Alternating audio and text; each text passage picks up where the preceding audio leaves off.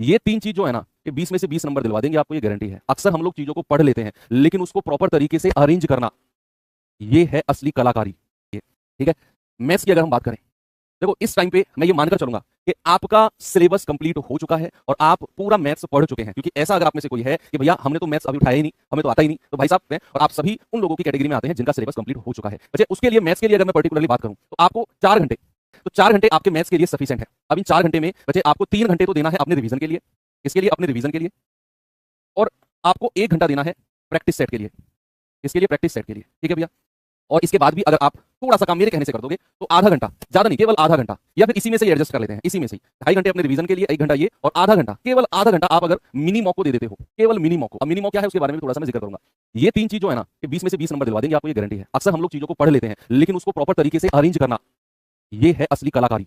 हमने सारा पढ़ लिया, सारे चैप्टर्स पढ़ लिया, सब कुछ वर्कशीट सब लगा लिया हमने, एग्जाम टाइम पे आके हमारे हाथ पैर फूल गए, अब क्या करें यार, कुछ समझ में नहीं आ रहा कैसे समेटें इसको।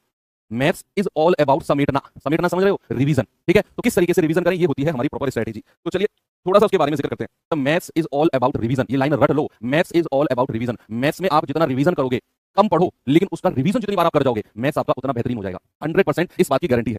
क्या देखना है, सबसे पहले देखना है बच्चा हमें क्लास नोट्स। क्लास नोट्स ये मान लो कि आपका ना राजा का खजाना है। ये आता था ना बचपन में खाने वाला राजा का खजाना, भैया जिसने भी क्लास नोट्स को इग्नोर किया, ये मान लो कि आप बड़े में से बड़े नंबर जीवन में ला ही नहीं सकते हो। 100% मैं गारंटी दे रहा हूं। यानी कि जो भी आपने क्लास में पूरे सिलेबस में पढ़ा, इकट्ठा कर लो। आज ही 1 घंटे लेट सोना, लेकिन जो भी क्लास नोट्स आपके हैं सबको इकट्ठा कर लो, पूरी टेबल को साफ करके। क्लास नोट्स के बाद में सेकंड नंबर पे आता है आपका वर्कशीट। हर क्लास में जो भी आपको वर्कशीट प्रोवाइड कराई गई, वो वर्कशीट को उठा के उसके साइड में रख लो। और तीसरे नंबर पे प्रैक्टिस सेट और बुक आता है। अक्सर हम लोग क्या करते हैं, बुक को सबसे ऊपर रखते हैं, बुक आता है 3rd नंबर पे। पहले नंबर पे क्या है बच्चा, आपका क्लास नोट्स। आपने से कर तो लिया हमने क्लास में, आपने किया नहीं है, आपने इसको ओवरव्यू किया है। बच्चा आपको क्या करना है, क्लास नोट्स का रिवीजन करना है। रिवीजन यानी कि आपको भी थोड़ी देर पहले की स्ट्रेटेजी मैंने बताई, ये 2.5 घंटे वाली, ये 2.5 घंटे आपको क्लास नोट्स और वर्कशीट को देना है। आप एक दिन पहले शाम को अपनी डायरी में लिख लो कि यार मैथ्स में ना मुझे एक दिन के 50 क्वेश्चन करने हैं, कल सुबह उठूंगा मैं, कल मुझे 50 क्वेश्चन मैथ्स के करने हैं। अब वो चाहे 2 घंटे में हो जाए, 2.5 घंटे में हो जाए, कितनी भी देर में हो, मुझे 50 क्वेश्चन फिक्स करने हैं। 100% मैं कहूंगा कि आप 2.5 घंटे में आराम से कर लोगे।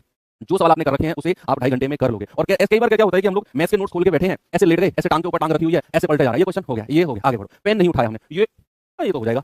भाई ये दरअसल आपके दिमाग में गया ही नहीं सवाल। चाहे क्वेश्चन आसान हो, चाहे क्वेश्चन हार्ड हो, आप उसे टेबल पे रख के पेन कॉपी से करोगे। कितना भी आसान क्वेश्चन हो, अगर आपने टारगेट बना लिया कि मुझे 70 क्वेश्चन या 50 क्वेश्चन एक दिन के करने हैं, तो वो आपकी कॉपी पेन पर लिखे होने चाहिए विद नंबर। और 2.5 घंटे में आप ये 50 क्वेश्चन कर लोगे क्लास नोट्स के। ठीक है। तो 2.5 घंटे वाला केस हो गया। अब सेकंड, ये दोनों को आपको 2.5 घंटे में कवर करना है। भाई एक चैप्टर में आप मोटा मोटा मान के चलो, मैं मानता हूं कि एक चैप्टर में 120 से 130 क्वेश्चन होते हैं एवरेज, औसतन। किसी में कम होंगे, किसी में ज्यादा होंगे 130 से, लेकिन अगर मैं औसतन बात करूं तो 120 से 130 क्वेश्चन। अगर 50-60 क्वेश्चन का एक दिन का टारगेट बनाते हो, इन दोनों को मिला के बात कर रहा हूं मैं, भाई 17-80 क्वेश्चन क्लास नोट्स के हो गए, 40-50 क्वेश्चन वर्कशीट के हो गए, तो लगभग अगर मैं कहूं तो 120 से 130 क्वेश्चन। तो अगर आप एक दिन का टारगेट बनाते हो कि यार 50 से 60 क्वेश्चन करना है, तो आपका एक चैप्टर मुश्किल से मुश्किल 2 से 3 दिन लेगा। औसतन बात कर रहा हूं। हो सकता है कोई चैप्टर आपका एक दिन में खत्म हो जाए, हो सकता है कोई चैप्टर आपका 4 से 5 दिन ले जाए, लेकिन औसतन अगर मैं बात करूं तो 2 से 3 दिन आपको एक चैप्टर को कंप्लीट करने में लगेंगे। और आपके लगभग अगर मैं चैप्टर कहूं तो 17 से 18 चैप्टर टोटल होंगे आपके, तो लगभग आपके 40 दिन के आसपास आपको सिलेबस कंप्लीट करने में लगेगा एक बार, और वो बहुत बेहतरीन सिलेबस कंप्लीट होगा, आप भरोसा करो मेरा। 3rd नंबर पे आता है आपका प्रैक्टिस सेट और बुक। अक्सर हम लोगों के दिमाग में ये रहता है कि जो प्रैक्टिस सेट है ना, और जो आपकी बुक वाला पार्ट है, ये हमारे स्कोर को बढ़ाता है, या फिर यही चीज है, यही असली चीज है जो हमें असली सीखने को देता है। ये शुरू की 2 चीज जाओ तेल लेने, ये नहीं, ये 3rd नंबर का ये जो भी है। दरअसल भैया जो प्रैक्टिस सेट है ना, वो आपकी पहले और दूसरे नंबर का जो पार्ट है ना, इसी को जज करने के लिए, इसी को ही जज करने के लिए आपका तीसरा वाला पार्ट होता है, जो कि प्रैक्टिस सेट या फिर बुक है।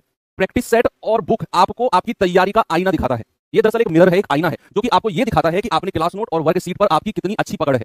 अगर आप प्रैक्टिस सेट में कम स्कोर कर पा रहे हैं, तो ये मान के चलो कि पहले और दूसरे नंबर पे पकड़ अभी कमजोर है, इसको बढ़ाना है। ये प्रैक्टिस सेट से आपको जज होगा कि इन दोनों पे पकड़ कमजोर है, तो आप वापस फिर पहले और दूसरे पे घूम के जाओगे और इस पे अच्छी मेहनत करोगे। प्रायोरिटी, प्राथमिकता आपकी ये दोनों होनी चाहिए। प्रैक्टिस सेट आपको ये मिरर है जो आपको रोज बताएगा कि आपका अभी भी इस चैप्टर में, इस कॉन्सेप्ट में कमी है। जाओ वापस, और जो आपके ये 2.5 घंटे है, इस 2.5 घंटे में इन दोनों पे, उस पर्टिकुलर चैप्टर में, उस पर्टिकुलर टॉपिक को तैयार करो। प्रैक्टिस सेट ये आपको बताता है। तो प्रैक्टिस सेट आपकी 3rd नंबर की प्राथमिकता, प्रायोरिटी होती है। 4थे नंबर पे आता है आपका मिनी मॉक, जिसके लिए आधा घंटा आपको रेगुलर देना है। मिनी मॉक भी आपका क्या करता है बच्चा, मिनी मॉक जो होता है आपका टाइम मैनेजमेंट करता है। टाइम मैनेजमेंट, ठीक है। टाइम मैनेजमेंट का मतलब कि आप प्रॉपर टाइम में कोई चीज कर पा रहे हो या नहीं। कई बार क्या होता है, हमारे दिमाग में एग्जाम प्रेशर होता है, हम एग्जाम में गए, आपने बहुत एग्जाम अटेम्प्ट किए होंगे, एक आध दो तो जरूर किया होगा। आप एग्जाम में बैठे, एग्जाम से निकल के आए, आपको ऐसा लगता है कि यार मैं सवालों को कर लेता, लेकिन मेरे पास टाइम कम बच गया।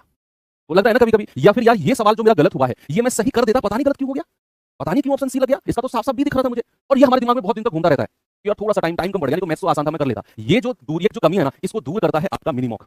इसी को बोलते हैं टाइम मैनेजमेंट। यानी कि अगर आपका प्रॉपर ये है कि 10 मिनट या 12 मिनट या 15 मिनट में मैथ्स को कंप्लीट करना है, लेकिन आप कर पा रहे हो 20 से 25 मिनट में, उसी टाइम को कम करते करते करते करते 15 मिनट या उससे कम में लेकर आता है कौन, मिनी मॉक। यही चीज है।